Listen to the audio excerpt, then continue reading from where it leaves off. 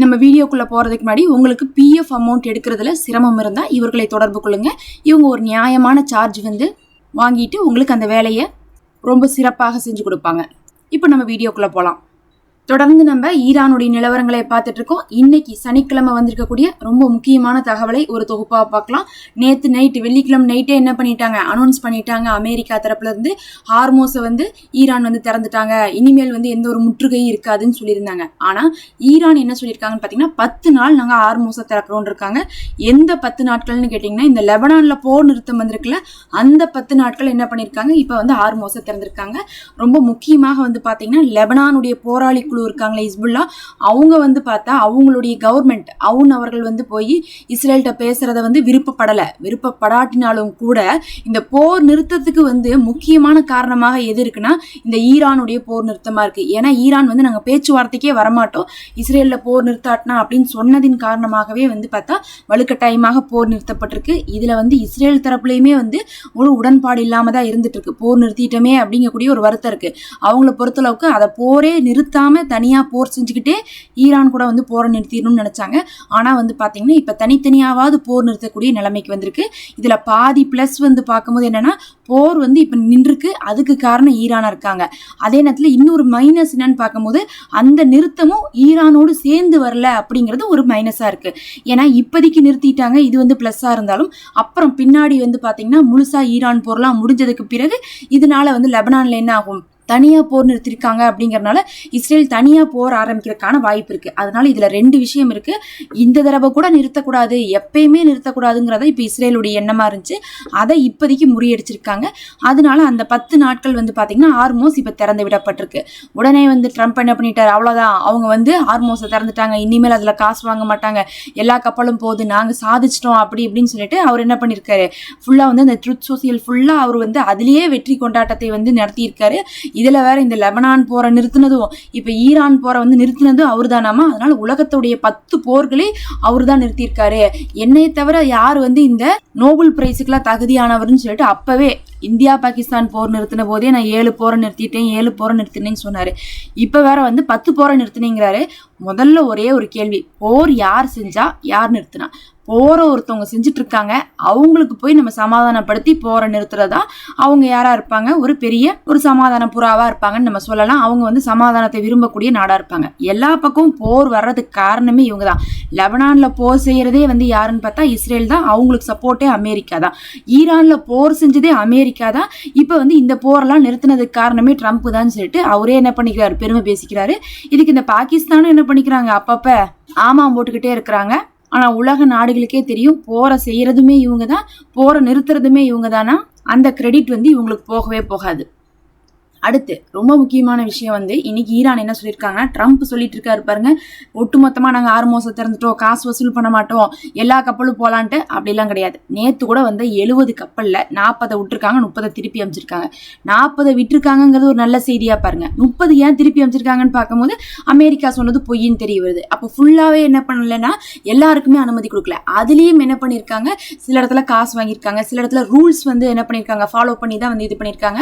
அவங்கள பொறுத்தளவுக்கு ஈரான் தெளிவா சொல்லிட்டாங்க, எந்த அமெரிக்காவுடைய ராணுவ கப்பலோ எந்த நாட்டுடைய ராணுவ கப்பலோ அது வழியா வரக்கூடாது, அதை நாங்க பர்மிஷன் கொடுக்கவே மாட்டோம்ட்டாங்க. ராணுவ கப்பல் அப்படிங்கும்போது இப்போதைக்கு அமெரிக்கா கப்பல் தான் இருந்துட்டு இருக்கு. அதை விட்டா இந்த நேட்டோ படைகள் என்ன பண்றாங்க, போர் நிறுத்தப்பட்டுருச்சுன்னு தெரிஞ்சா படைகளை அனுப்புறோம், கப்பலை அனுப்புறோங்கிறாங்க. போர் நடக்குதுன்னு தெரிஞ்சா எங்களுக்கு ட்ரம்ப் என்ன பண்றாரு, படைகளை அனுப்ப சொல்லி கம்பல் பண்றாரு, எங்களுக்கும் இந்த போருக்கு சம்மந்தம் இல்லைங்கிறாங்க. அதனால போர் நின்றுச்சுங்கிற தைரியத்தில் அவங்க அமுச்சு விட்டுருவாங்கல்ல. அதனால என்ன சொல்லியிருக்காங்கன்னா, எந்த ராணுவ கப்பலும் வரக்கூடாது, அதை நாங்க அனுமதிக்க மாட்டோம்ட்டாங்க. First rule. 2வது ரூல், எந்த கப்பல் வேணா மற்ற சரக்கு கப்பல் போலாம், அது அமெரிக்கா கப்பலா இருந்தாலும் சரி தாராளமா போயிட்டு போட்டோம், ஆனா நாங்க சொல்ற ரூட்ல தான் போகணும், நீங்க எங்கள்கிட்ட என்ன பண்ணணும், பதிவு பண்ணிட்டு தான் போகணும்னு இருக்காங்க. பதிவு பண்ணிட்டு போகணுங்கிற இடத்துலயே நமக்கு ஒரு கேள்வி வருது, அப்ப காசை வாங்கிட்டு தான் இவங்க வெளியே விடுறாங்களான்ட்டு. அது இல்லாம இன்னொரு விஷயம் என்னன்னா, அவங்க எதுக்கு பதிவு பண்ணிட்டு போகணும்னு சொல்றாங்கன்னா, நாங்க தான் 10 நாள் திறந்து விட்டுருக்கோம், ஒன்னும் நீங்க என்ன பண்ணல, பழைய நிலைமைக்குலாம் வரல, அதனால எங்க கண்ட்ரோல்ல தான் இருக்குங்கிறதுக்காக நீங்க வந்துட்டு போகும்போதுல எங்கள்கிட்ட பதிவு பண்ணிட்டு போங்க, நாங்க விட்டுறோம். அமெரிக்கா கப்பலோ அது இஸ்ரேல் கப்பலோ எந்த நாட்டு கப்பலா இருந்தாலும் நாங்க விட்டுறோம், பதிவு பண்ணிட்டு போங்கன்னு இருக்காங்க. 3வது என்ன சொல்றாங்கன்னா, அப்படி நீங்க பதிவு பண்ணாம போனீங்கன்னா ஒன்னும் பிரச்சனை எங்களுக்கு இல்ல, கண்ணி வெடி தான் வச்சிருக்கேன், போய் வாங்கி கட்டுங்க அப்படின்னு இருக்காங்க. ஏன்னா அங்க ஹார்மோஸ் உடைய பகுதியில லைன் பாத்தீங்கன்னா நமக்கு மேப்ல பாக்கறதுக்கு சின்ன இடமா ஹார்மோஸ் குறுகலா தெரிஞ்சாலும் அது ஒரு குறிப்பிட்ட கிலோமீட்டர் தூரமா இருக்குமா. அப்போ ஒரு குறிப்பிட்ட கிலோமீட்டர் தூரமா இருக்கும்போது நம்ம ரோட்லயே என்ன பண்றோம், லெஃப்ட் சைட்ல ஒரு வண்டி போனா ரைட் சைட்ல ஒரு வண்டி போயிட்டு இருக்குல்ல, அந்த மாதிரி ஒரு பெரிய கடல் பகுதி தான் அதுவும். அந்த கடல் பகுதியில ரொம்ப ஒட்டினாப்புல ஈரான ஒட்டின பகுதியில போகக்கூடிய கப்பலும் இருக்கும். ஈரானுக்கு வராம, ஈரானுடைய கம்யூனிகேஷனுக்கே வராம தூரத்துல என்ன பண்ணும், இன்னொரு எண்டுல போகக்கூடிய கப்பல்களும் இருக்கும். அப்ப இன்னொரு எண்டுல போனா இங்கிருந்து அவங்களை கண்டுபிடிக்க முடியுமானா கண்டுபிடிக்க முடியாது. கடலா இருந்தாலும் அது தூரமா இருக்கும். அதனால இங்கிருந்தெல்லாம் போய் கண்டுபிடிக்க முடியாது. அந்த லைனை தான் நிறைய பேர் யூஸ் பண்ணிட்டு இருந்திருக்காங்க. இப்போ என்ன பண்ணிட்டாங்கன்னா, ஈரான் போர் வந்தனும், நீங்க அவ்வளோ தூரத்துல போனீங்கன்னா உங்களை கூட்டிட்டு எங்களுடைய கண்ட்ரோல்ல வைக்க முடியாதுன்னு சொல்லிட்டு அந்த தூரமா இருக்கக்கூடிய பகுதி ஃபுல்லா என்ன பண்ணிட்டாங்கன்னா கன்னி வெடிகளை போட்டுட்டு, எங்க பக்கம் இருக்கக்கூடிய பகுதியை மட்டும் தான் நாங்க கன்னி வெடிகள் போடாம வச்சிருக்கோம். எங்க பக்கம் இருக்கக்கூடிய பகுதிகளை நீங்க எங்க கண்ட்ரோலை மீறி போக முடியாது, அது கன்ஃபார்ம். எங்களை கிராஸ் பண்ணி தான் போகணும்னா இப்படி இப்ப நம்ம வீட்டை தாண்டி தான் ஒருத்தவங்க போகணும்னா நம்ம என்ன பண்ணுவோம், கண்டிப்பா பிடிச்சிருவோம். இதே நமக்கு பக்கத்து தெருவுல போறாங்க, அந்த பக்கம் போறாங்க, இந்த பக்கம் போறாங்க, நம்ம பார்த்துக்கிட்டே இருக்க முடியாது. அதனால அந்த இடத்துல எல்லாம் கன்னி வெடியை வச்சு போட்டு அவங்க என்ன பண்ணிட்டாங்க, கரெக்டா ஈரானை ஒட்டி போகக்கூடிய பகுதிகள் ஃபுல்லா கன்னி வெடிகள் இல்லாம இருக்கறனால அந்த பக்கம் தான் நீங்க போகணும். நீங்க எங்கள்கிட்ட சொன்னீங்கன்னா நாங்க இந்த பக்கம் போங்க, அந்த பக்கம் போங்க, நீங்க எங்க போகணும்னு கேட்டு அனுப்பிச்சு விடுவோம். ஏன்னா கன்னி வெடி நான் தான் வச்சிருக்கேன், அப்ப எங்களுக்கு தானே தெரியும் அது எங்க இருக்கு அதுன்னு சொல்லிட்டு இன்னைக்கு என்ன பண்ணிருக்காங்கன்னா, நீங்க எங்களை மீறி போனாவோ எங்களை ஏமாத்திட்டு போனாவோ கண்டிப்பா கன்னி வெடியில சிக்குவீங்கன்னு சொல்லிட்டு ஒரு பெரிய குண்டை தூக்கி போட்டாங்க. 4வது, இந்த கன்னி வெடிகளை எப்பதான் அகற்றுவீங்க அப்படின்னு கேட்டா, அன்னைக்கு சொல்லியிருந்தாங்க கன்னி வெடியில அகற்ற முடியாது, அதெல்லாம் கொண்டு போய் ஒரு தடவை வச்சா அதோட முடிஞ்சு, அதை அகற்றதுக்கான டிவைஸே நாங்க இன்னும் கண்டுபிடிக்கல அப்படின்ட்டாங்க. அந்த டிவைஸ் அமெரிக்காட்டு இருக்கா எல்லா பக்கம் கேட்டீங்கன்னா, யார் கன்னி வெடிகள் எல்லாம் தயாரிக்கிறாங்களோ அவங்க தான் அதுக்கான டிவைஸ் எல்லாம் கண்டுபிடிப்பாங்க, அதை அகற்றதுக்கான மெத்தட் வச்சிருப்பாங்க.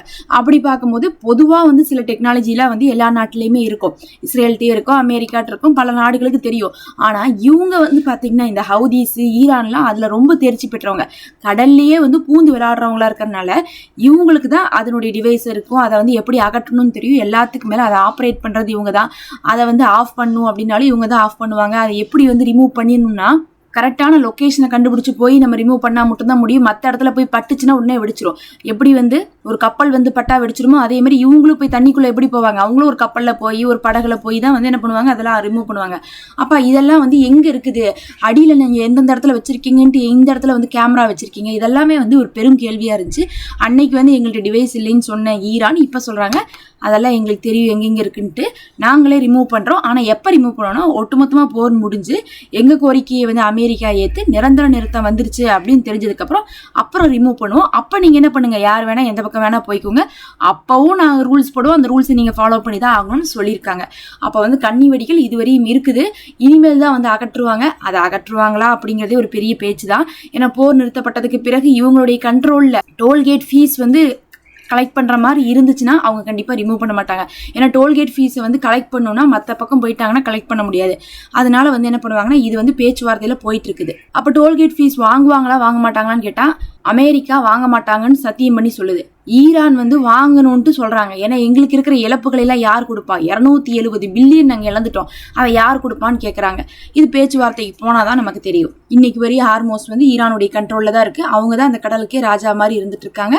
பொறுத்திருந்து பார்க்கலாம். மறக்காம சப்ஸ்கிரைப் பண்ணிக்கோங்க.